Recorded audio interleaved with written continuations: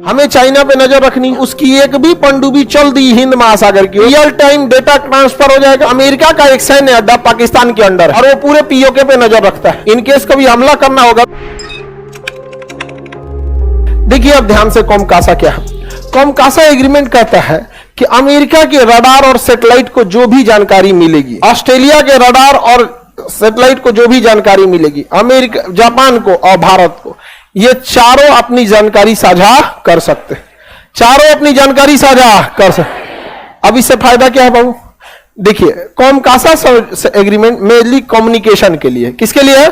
Communication के लिए। COMCASA agreement किसे? COMCASA agreement. कौन सा एग्रीमेंट? कॉमकासा एग्रीमेंट किससे संबंधित है बाबू?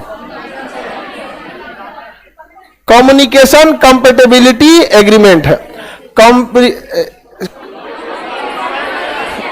कम्युनिकेशन कंपेटेबिलिटी सिक्योरिटी है। ये कॉमकासा एक्ट के तहत हम लोग लॉजिस्टिक सप्लाई करते हैं या फिर कम्युनिकेशन और लॉजिस्टिक लेमुआ।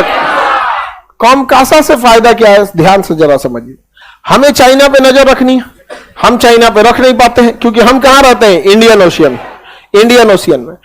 लेकिन इंडियन ओशियन में हम रहते हैं। जापान तो कंप्लीट नजर रखता है इस एरिया में, ऑस्ट्रेलिया इस एरिया में कंप्लीट नजर रखता है। अब जरा देखिए, चाइना जाएगा कहां? चाइना अगर इस एरिया में घूम रहा है तो कौन पकड़ लेगा? जापान। इस एरिया में घूम रहा है तो ऑस्ट्रेलिया, और इधर घूम रहा है तो पीट कर। अब हमको उधर जाने की जरूरत नहीं है। एक कॉमकासा समझौता के बाद हमें क्या जरूरत है जाने की उधर? हम फोकस किस पे किए हैं? हिंद महासागर।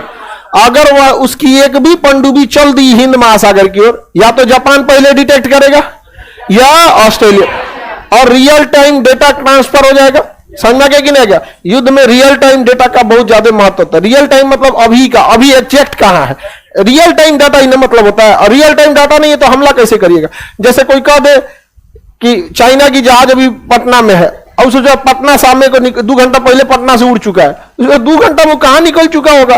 आप वो डाटा लेके क्या करिएगा? आपको क्या चाहिए? Real time data. तो हम लोग डायरेक्ट उसका रियल टाइम डाटा ले सकते हैं। किसका?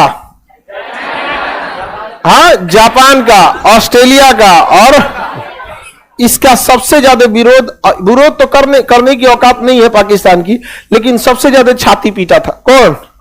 पाकिस्तान। क्योंकि अमेरिका का एक सैन्य अड्डा पाकिस्तान के अंडर है, पाकिस्तान के अंदर में है, गिलगिट में। कहां पे है? गिलगिट। और वो पूरे पीओके पे नजर रखता है।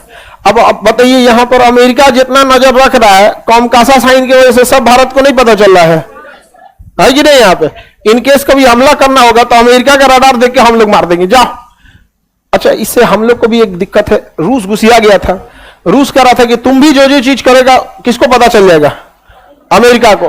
तो भारत समझाया रूस को कि हम यहां क्या करेंगे कि आपको दिक्कत होगा।